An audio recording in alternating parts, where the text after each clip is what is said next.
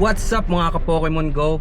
Today, August 23 and August 24 will be the greatest battle here in Pokemon Go. At alam nyo kung bakit?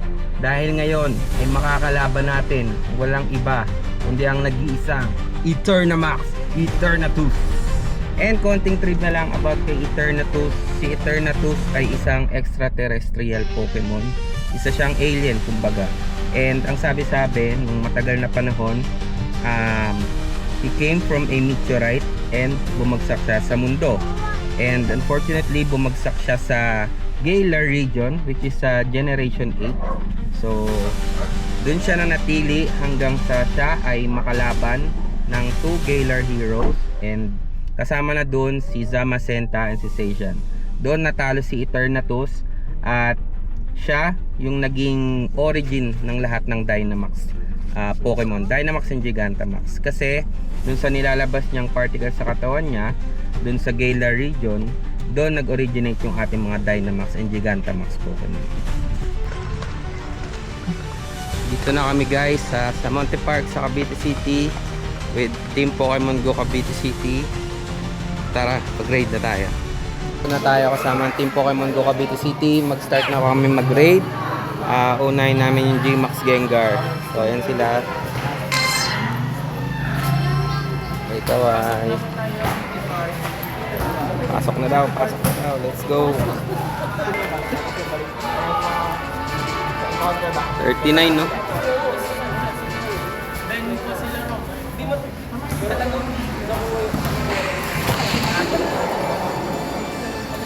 First raid for today, G-Max Gengar. Let's go!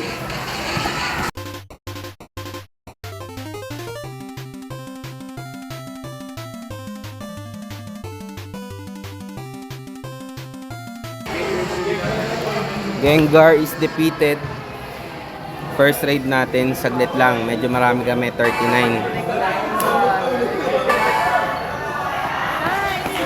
Makaka-shiny kaya tayo dito.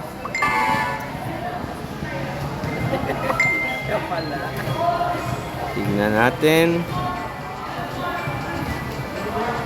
Sulit ang egg at ang ano mo dito. Wala.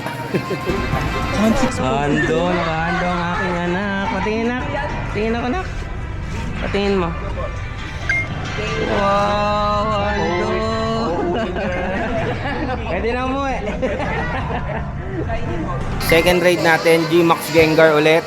Sana maka-shiny ulit tayo. Sana maka-shiny pala tayo kasi hindi pa tayo nakaka-shiny. Yeah, medyo madami na kami dito guys.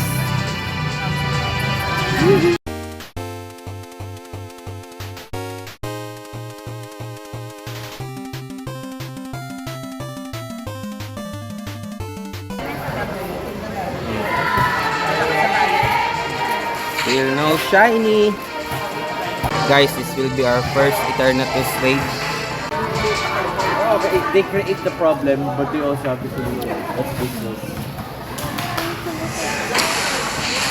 So here we go guys, Eternatus. Eternamax Eternatus.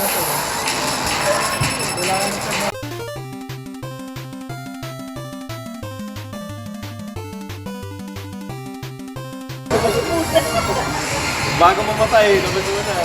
Ipa-expire ko lang yung mushroom para may dala. Ay na, si Eternamax Eternatus.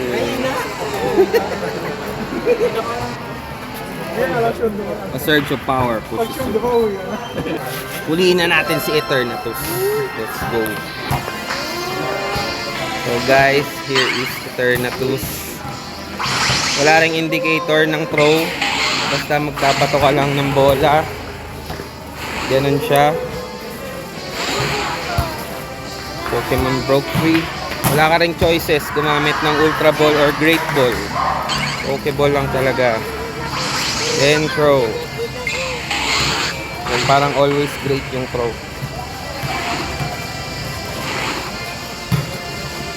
So, wala pa rin. That's our second and our third throw. Great pa din. Okay. Ayun na. So, sa ika-third na throw, doon natin mahuli si Eternatus. Kahit Pokeball lang yung gamit natin. So, yan na. Eternatus is now on our Pokedex. Yee! Let's go. Adventure effect. This Pokemon knows an attack with an effect that can be activated outside of battle. Let's go. Dynamax Cannon. Search of Power emanates for 10 minutes, adding a bonus to max moves of your max Pokemon and Eternatus. Moves at max level will receive a significant bonus. So meaning, kung level 3, yung max move mo, magiging level 4. So ganun ka-powerful yung Dynamax Cannon ni Eternatus. So yun guys, let's go. Raid pa tayo ng iba. Hindi namin share kung ano yung nangyari kasi supposedly 1 hour yung tinatagal ng isang Gmax na battle. Kagaya ni Venusaur, dapat from 2 PM to 3 PM dapat siya. Pero ngayon, 30 minutes lang siya. Then lahat nagiging Eternatus na. Hindi natin alam kung sinadya yun or bug. Pero yun, nakakonti lang tuloy kami ng Gengar kanina. So another Gigantamax Venusaur raid for today. Wala pa rin tayo nakukuha ang shiny or Hondo. Malas for today. Pero okay lang. Raid lang ng raid with Team Pokemon Go Kabit City.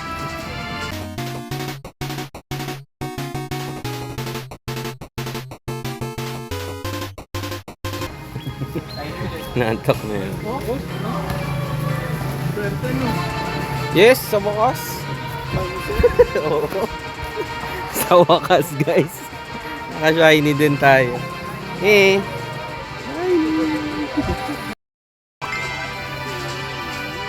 Ito, last na raid na. Toxtricity. Sana maka-shiny na tayo. Dito tayo sa gilid ng kalsada. Kung saan pwede tayo masagasaan.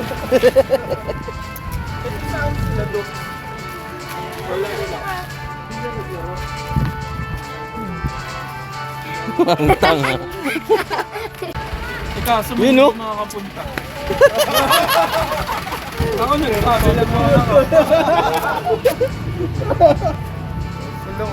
Guys, nanalo tayo. Wala pala, wala. Practice lang.